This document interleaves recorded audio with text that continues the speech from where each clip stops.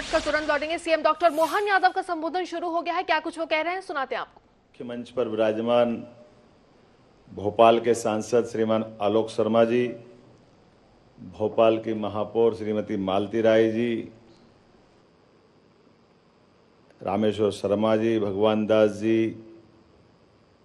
श्री किशन सूर्यवंशी जी, प्रदेश में स्थान स्थान पर अलग अलग स्थान पर बैठे हुए हमारे सभी माननीय मुख्यमंत्री, उप मुख्यमंत्री जी, माननीय मंत्रीगण, सभी सांसदगण, सभी गणमान्य अतिथिगण, अधिकारीगण, इस अवसर पर योग अभ्यासी सभी मित्रों, पत्रकार साथियों,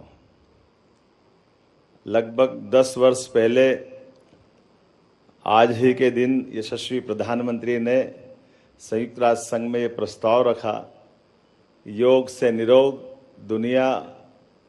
माननीय प्रधानमंत्री जी के सुझाव से किस प्रकार से सहमति हम सबको जानकारी है। लगभग संयुक्त राष्ट्र संघ के कुछ ही देशों को अगर छोड़ दें तो सभी ने सर्वानुमति से न केवल इस प्रस्ताव को स्वीकार किया, बल्कि योग के माध्यम से भारत की ये उज्जवल, गौरवपूर्ण और गरिमापूर्ण बड़ी थाती से लोगों ने इसको सिर माथे पे लगाया। तुरंत प्रस्ताव पारित हुआ और भारतीय संस्कृति की ध्वजा लहराई।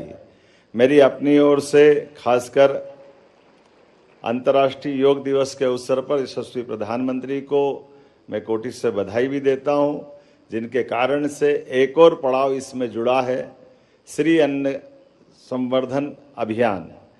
हम सब जानते हैं कि योग के माध्यम से निरोग रहने के लिए हमारी शारीरिक दक्षता की भी आवश्यकता है, लेकिन दक्षता के साथ आहार का भी उतना ही महत्व है। और हम और सौभाग्यशाली हैं, हमारे देश के अंदर श्री अन्न अर्थात मोटा अनाज में ज्वार, बाजरा, मक्का, कोदो, कुटकी, रागी, अन्य इस प्रकार के अन्न, जिस अन्न के माध्यम से हमारी अपनी हजारों साल से भारत की विशेष आहार शैली का ये बड़ा हिस्सा रहा है।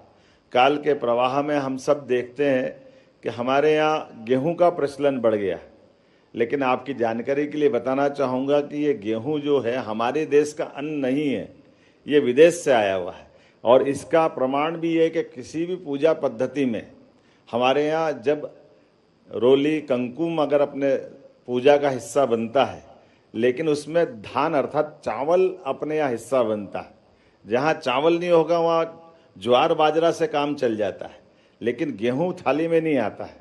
इसका मतलब हमारा प्राचीन अन्न हमारा अपना श्री अन्न है, जिसके आधार पर हमारी प्रत्येक विधि विधान से सिर माथे पे लगाने की परंपरा से लगाकर पूजा विधि भी उसी से संपन्न होती। इसलिए इस बात को हम सब जानते हैं। और खास करके योग के मामले में दो मार्ग हमारे इस देश की संस्कृति में है। एक घेरंड संहिता के माध्यम से घेरंड ऋषि, एक पतंजलि के माध्यम से। पतंजलि के माध्यम से 8 अलग अलग आयाम की इसमें कल्पना की गई है और यम नियम से लगा करके ध्यान धारणा समाधि तक। हम सब जानते हैं कि ये हमारी संपूर्ण पद्धति ये अपने आप में इस न केवल इस जीवन को, बल्कि ये हमारी सनातन संस्कृति के अनुसार जीवन की मोक्ष तक की इस यात्रा में हमको कहीं ना कहीं मदद करती है। मैं उम्मीद करता हूं कि योग के, खासकर इस योग के मतलब, योगी का मतलब ही जुड़ाव है। योग मतलब मन और आत्मा का जुड़ाव आत्मा का चेतना से, सार्वभौमिकता से, जुड़ाव खान पान से, दिनचर्या से, रहन सहन से, आचार विचार से। योग अपने आप में एक संपूर्ण हमारे लिए दिनचर्या है। मैं उम्मीद करता हूं जिस प्रकार से मध्य प्रदेश सरकार ने पिछले समय से योग आयोग का गठन किया, योग के संबंध में हमने काफ़ी ज़्यादा एक आनंद विभाग तक की अपनी मंत्रालय की हमारे पूर्व मुख्यमंत्री श्रीमान शिवराज सिंह जी चौहान के द्वारा की गई थी। हमने भी प्रयास किया है कि इस आनंद विभाग के काम को और बढ़ाया जाए। साथ ही साथ आयुर्वेद की दृष्टि से भी हमारी सरकार